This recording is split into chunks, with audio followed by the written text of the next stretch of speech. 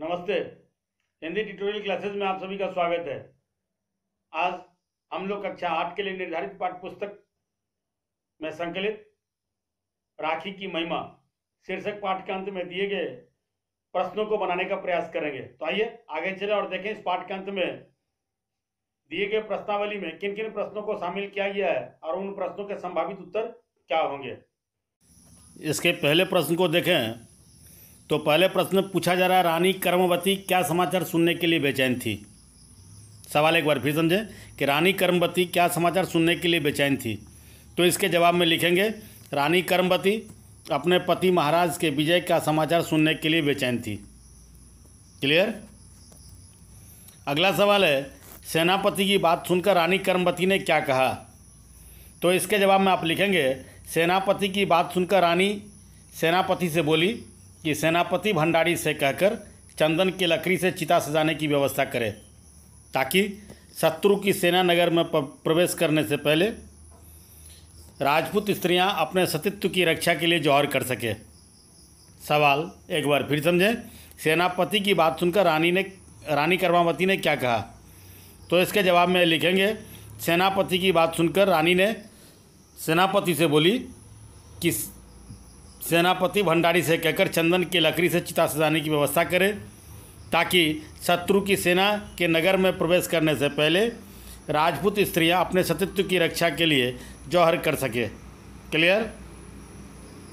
अब इसके तीसरे सवाल हैं कि रानी कर्मवती ने दूध को क्या देकर बादशाह हुमायूं के पास भेजा। सवाल एक बार फिर समझे कि रानी कर्मवती ने दूध को क्या देकर हुमायूं के पास भेजा।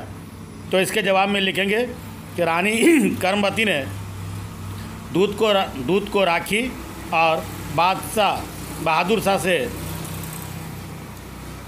से मेवाड़ की रक्षा करने संबंधी एक पत्र देकर बादशाह हुमायूं के पास भेजा था।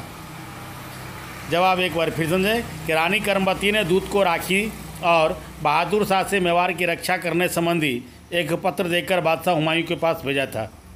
क्लियर। अब इसके अगले सवाल हैं कि रानी कर्मवती द्वारा हुमायूं को लिखे गए पत्र में क्या लिखा था। रानी कर्मवती द्वारा हुमायूं को लिखे गए पत्र में क्या लिखा था। तो इसके जवाब में लिखेंगे कि हुमायूं को लिखे पत्र में बहादुर शाह द्वारा मेवाड़ पर आक्रमण कर दिए जाने से उत्पन्न संकट के बारे में बताया गया था। रानी ने अपने इस पत्र में हुमायूं से भाई के रूप में सहायता करने की प्रार्थना की थी। क्लियर। अब इसके पांचवें सवाल हैं कि गुजरात का सुल्तान बहादुर शाह मेवाड़ के किले से कब और क्यों भागा। तो इसके जवाब में लिखेंगे, कर्मवती के जौहर के बाद हुमायूं ने बहादुर शाह पर आक्रमण कर दिया। इस लड़ाई में बहादुर शाह पराजित हो गया। हुमायूं से पराजय के बाद बहादुर शाह को मेवाड़ के किले से भागना पड़ा था। क्लियर। अब इसके लिखित के जो पहला सवाल है लिखित का, तो उसमें पूछा जा रहा है कि सेनापति ने रानी को युद्ध के बारे में क्या खबर दी तथा महाराज की किस आज्ञा का वर्णन किया। तो इसके जवाब में लिखेंगे, सेनापति ने रानी को बताया कि मेवाड़ के वीर योद्धा पूरी शक्ति से शत्रु का सामना कर रहे हैं, लेकिन युद्ध में मेवाड़ की सेना की हार सुनिश्चित हो चुकी है। इसी कारण महाराज ने युद्ध भूमि से कहलवाया है कि मेवाड़ की राजपूत स्त्रियां जौहर कर ले ताकि शत्रु की अपवित्र तलवारें उन्हें स्पर्श न कर सके। क्लियर।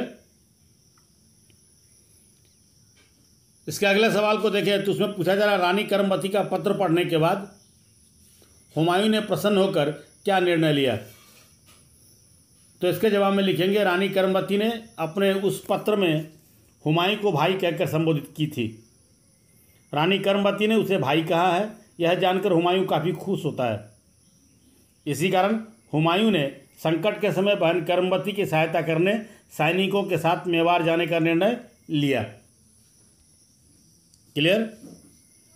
अब इसके तीसरे सवाल को देखें तो तीसरे सवाल में पूछा जा रहा है कि रानी कर्मवती ने जौहर करते समय हुमायूं के विषय में क्या कहा तथा उसके लिए क्या प्रार्थना की।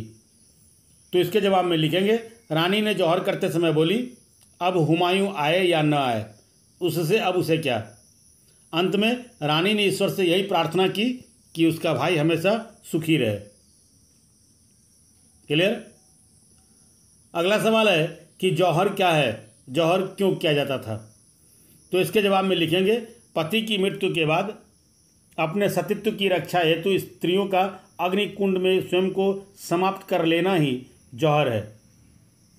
मुगल आक्रांताओं की कुदृष्टि से बचने एवं अपनी पवित्रता की रक्षा के लिए ही जौहर किया जाता था। विशेषकर राजस्थान की स्त्रियां ही मुगल शासन के समय जौहर करती थीं। क्लियर। अब इसके अगले सवाल को देखें तो इसमें पूछा जा रहा है हुमायूं रानी करमवती को बचा पाने में असफल क्यों हो जाता है। सवाल है कि हुमायूं रानी करमवती को बचा पाने में असफल क्यों हो जाता है। तो इसके जवाब में लिखेंगे मेवाड़ से सैकड़ों किलोमीटर दूर दिल्ली से हाथी, घोड़ा और पैदल आने में उसे कई दिन लग गए।